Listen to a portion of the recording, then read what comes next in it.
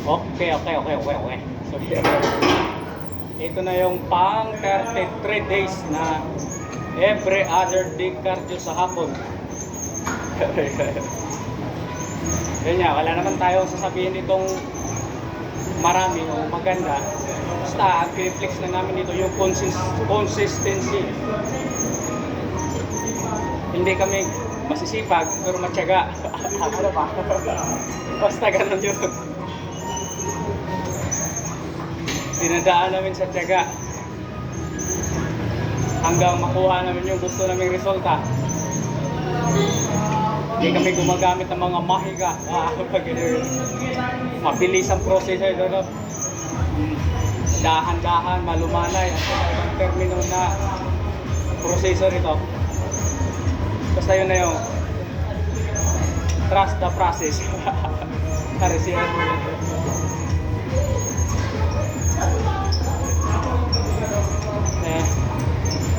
Chill lang muna kami ngayon. Cardio lang.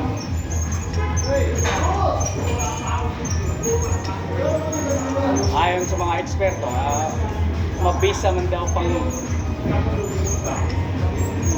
tanggal ng body parts ang cardio.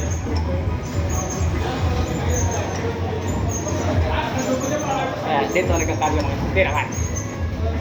Lahat daw ng paraan epektibo yan basta gawin mong regular o consistent mong gagawin. Yan na yan. At paano ba yung gamitin mong paraan basta consistent ka doon sa ginagawa mo, meron at meron pa rin talaga magkikita ang resulta. Ano talaga yun? Madaling sabi talaga, consistency talaga yung susi, ang punot dulo ng lahat.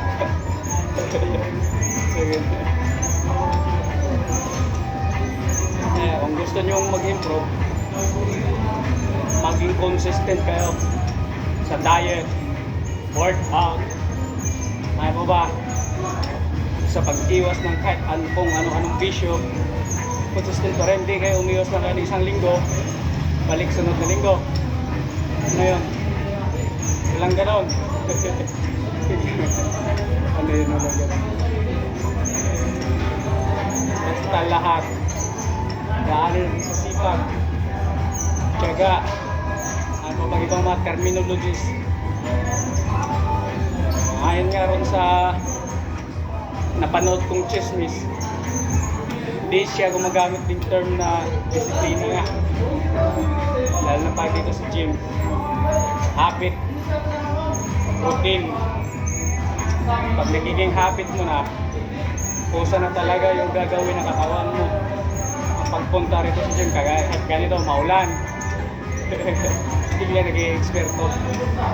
Maulan, mainit, walang pakay sa sitwasyon. Basta importante ay mahalaga. Kusa ka pa rin bibit-bitin ang mga paa mo papunta rito sa gym. At walang mag-apura sa'yo, walang magsabi na ganito ganyan. Basta yun na yun.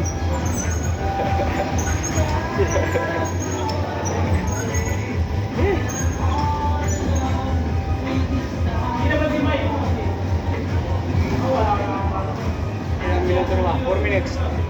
Medyo maiksi pa. Haba-habaan ka ng konti. Sa ganito na yun.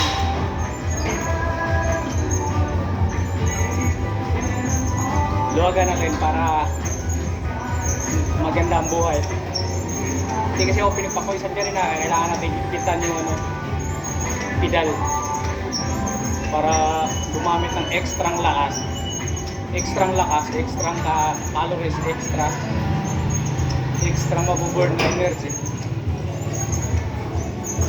Paong pag ganun na nalalaman eh. Basta ganun yun.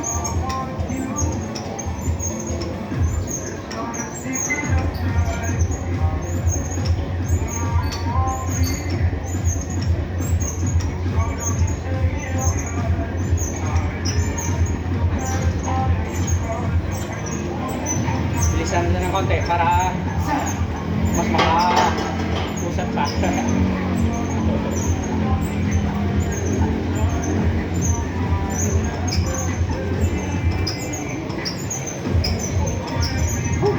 Wala na ako naisip sasabihin, paulit-ulit na kasi yung ginagawa namin dito eh. Yun ang mahirap to sa gym eh. Kaya yung iba, umayaw, paulit-ulit lang. So, yun talaga eh. Yun kailangan. Yun talaga eh. Yun kailangan eh. Basta ganun na yun. Okay.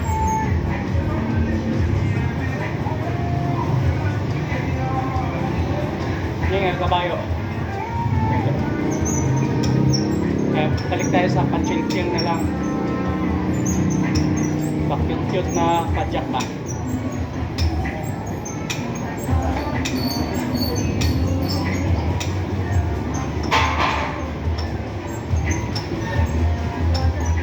Bukasan ako sa sabihin talaga, tama na yun.